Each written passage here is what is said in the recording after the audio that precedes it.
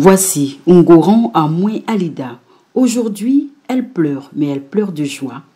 Et cela se comprend. Titulaire d'un brevet de technicien supérieur, BTS, elle ne trouvait pas d'emploi. Alida avait tout essayé. Elle avait frappé à toutes les portes, déposé des piles de demandes d'emploi dans plusieurs entreprises. 5 ans après, elle était toujours à la recherche d'un travail. Papa, Dieu m'a donné du travail. Papa, ça fait 5 ans que j'ai eu le BTS. Papa, j'ai déposé mes dossiers dans toutes les entreprises. On ne m'appelait pas. Jusqu'à je pleurais. Tous mes amis travaillent. Moi, je ne travaille pas ici, tout le temps à la maison. Et tu es tout le temps à l'église, mais rien ne marche. Papa, rien ne marche.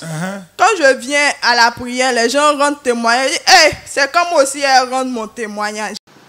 Alida se sentait blessée dans son cœur, dans son âme, dans son propre intérieur.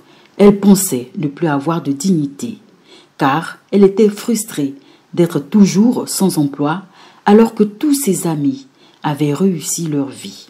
Alors, quand elle apprit que les prières avec Abba Achiapa comme mari avaient repris, sans hésiter, elle se rendit dans l'arène de la liberté. Papa, le premier jour qu'on a repris la prière, papa, quand nous sommes arrivés, vous avez dit de faire l'offrande de charité. Alléluia.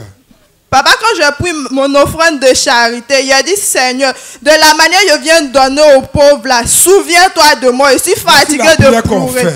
Et puis, papa, c'était mon dernier billet. Papa, quand je partais à la maison, il dit, Seigneur, de la manière que je fais offrande de mon védé. Alida fit ce jour un très grand sacrifice. Elle donna le peu d'argent qu'elle avait en offrande de soutien aux plus démunis.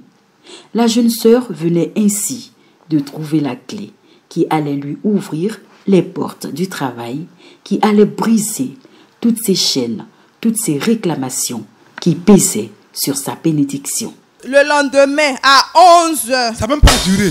Papa, ça n'a pas duré. À 11h, on m'appelle. Il dit, c'est qui encore? Il prend, il dit, vous avez un entretien le mercredi à 9h.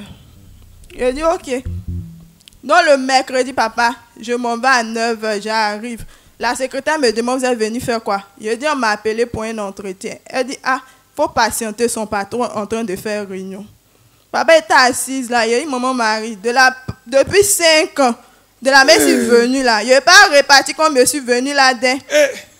Le Seigneur allait se souvenir d'Alida. L'offrande avait parlé en sa faveur. Son patron a fini la réunion, il est venu, je suis rentré dans le bureau. Il dit, tu commences quand? Il dit, hi. Il dit quoi? Tu commences quand? Il dit quoi? Tu commences quand? Il dit quoi? Tu commences quand? Papa tellement était surprise, je lui ai dit lundi. Il dit pourquoi pas aujourd'hui? Il n'était pas prêt, donc je vais commencer lundi. Donc le lundi, je suis parti, il a commencé. Tout s'est bien passé. Bien-aimés, voyez comment Dieu est merveilleux. Sans entretien d'embauche au préalable, Alida a trouvé du travail. Elle a été embauchée. Après 5 ans de souffrance, voilà qu'en seulement quelques jours, elle avait enfin trouvé du travail. Le Seigneur a brisé le lien qui tenait captif son emploi. L'esprit de chômage a été vaincu pour toujours.